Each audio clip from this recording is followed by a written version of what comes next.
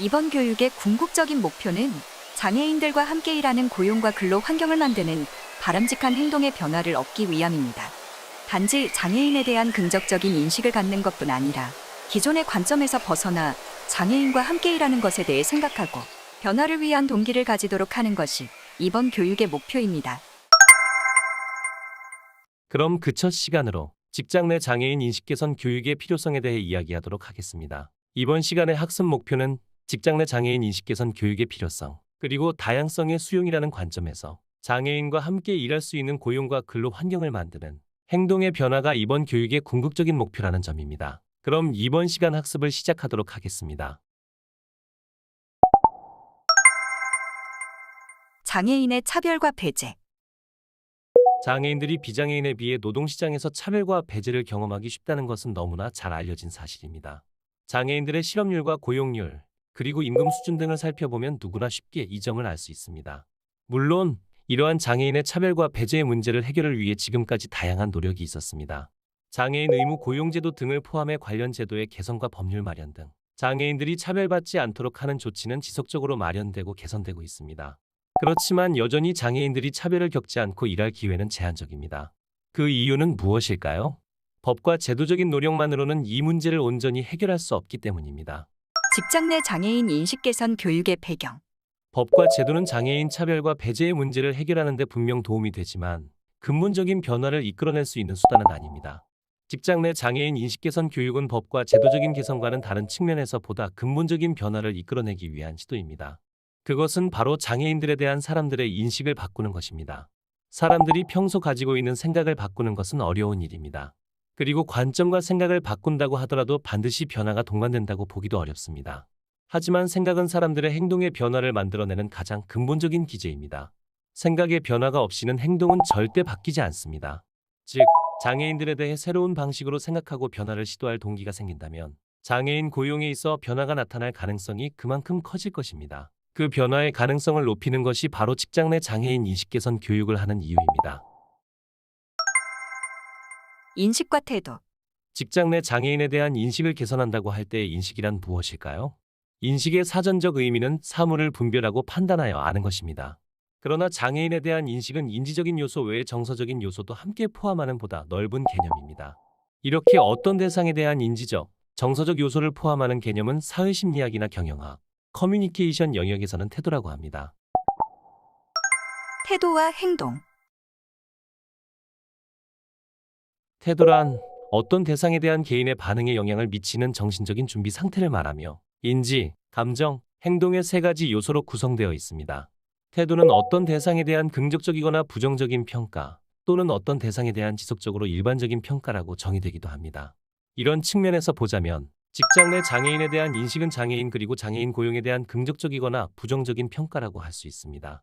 태도가 중요한 이유는 태도를 바꾸는 것은 어떤 바람직한 행동의 결과를 만들어낼 수 있기 때문입니다. 태도와 행동에 대한 다양한 연구를 보면 어떤 대상에 대한 태도는 행동 의도에 영향을 주고 이는 다시 행동으로 이어진다고 말합니다. 직장 내 장애인 인식 교육의 목표. 직장 내 장애인 인식 교육을 하는 이유는 장애인과 장애인 고용에 대한 여러분들의 태도 변화를 통해 건강한 근로 환경을 만드는 바람직한 행동의 변화를 얻기 위함입니다. 단지 장애인에 대한 긍정적인 인식을 갖는 것뿐 아니라 기존의 관점에서 벗어나 장애인과 함께 일하는 것에 대해 생각하고 변화를 위한 동기를 가지도록 하는 것이 직장 내 장애인 교육의 목표입니다. 이와 관련하여 한 가지 짚고 넘어가야 할 것이 있습니다. 직장 내 장애인 인식 개선 교육은 장애인, 그리고 장애인의 능력에 대한 편견을 없애는 것이 목표는 아닙니다. 이 교육은 비장애인 중심의 관점에서 벗어나 각기 다른 사람과 어울려 어떻게 일할 것인가를 생각해 보도록 하는 교육입니다. 장애인 고용을 생각하지 않았거나 여러 이유로 부담감을 느끼는 사람들에게 우리 회사는 어떻게 하면 좋을지 고민해보는 계기를 마련하는 것이 보다 궁극적인 목적입니다. 이 교육을 통해 내 생각과 다를 수 있겠구나. 장애인과 함께 일한다는 것은 그 특성을 존중하는 것이지. 그렇게 어렵지만은 않겠어? 등의 생각을 가질 수 있다면 여러분의 변화는 이미 시작되는 것입니다. 서로 다른 특성을 가진 장애인과 함께 일하기 위한 변화 말입니다. 다양성의 수용. 장애인과 함께 일하는 것은 다양성에 대한 수용입니다. 즉, 이 교육의 목적은 장애인도 비장애인처럼 일할 수 있다는 메시지를 전달하는 것이 아닙니다. 이는 장애인을 비장애인 중심의 기준으로 바라보는 것이며 장애인을 또 다른 방식으로 구분짓고 차별하는 것입니다. 각기 다른 특성을 가진 사람들이 함께 어울려 일하는 것이 무엇인지를 이해하고 그러기 위해 무엇이 바뀌어야 하는지 고민하는 기회를 제공하는 것입니다. 예를 들어 신체 조건이 다른 사람들이 각기 다른 사이즈의 옷을 입는 것, 그리고 필요하다면 기성복을 입지 않고 옷을 맞춰 입는 것을 우리는 이상하게 생각하지 않습니다. 장애인과 함께 일하는 것도 이러한 관점에서 생각해야 합니다. 그것은 개인이 가진 특성과 다름을 어떻게 이해하고 그 차이를 직장 내에서 얼마나 수용할 수 있는지와 관련된 문제입니다. 즉, 장애인과 함께 일하는 것은 다름과 다양성을 어떻게 바라보고 수용하는가에서부터 출발합니다. 지금까지는 비장애인 중심의 획일적인 기준으로 생각했다면 그 생각의 기준을 바꾸는 것이 중요합니다. 다름과 다양성의 사례. 예를 들어 설명해 보겠습니다. 흔히 시각장애인은 시력에 제한이 있으므로 문서 작업이 어렵다고 짐작하는 경우가 많습니다. 시각장애인뿐 아니라 다른 장애인들에게도 이와 유사한 편견을 가지는 경우가 일반적입니다. 그러나 장애인이 보장구를 활용하여 자신의 업무를 잘 수행하는 사례는 굉장히 많습니다. 망막기기 질환인 원추세포의 영양증을 가지고 있지만 보조공학기기를 이용하여 서류 작업을 능숙하게 처리하는 사회복지사의 사례, 그리고 사지가 마비되었지만 보장구를 이용해 수업을 진행하는 서울 강북의 한 중학교 수학 선생님의 사례 등 각자의 방법으로 업무를 수행하는 장애인들의 사례는 아주 많습니다.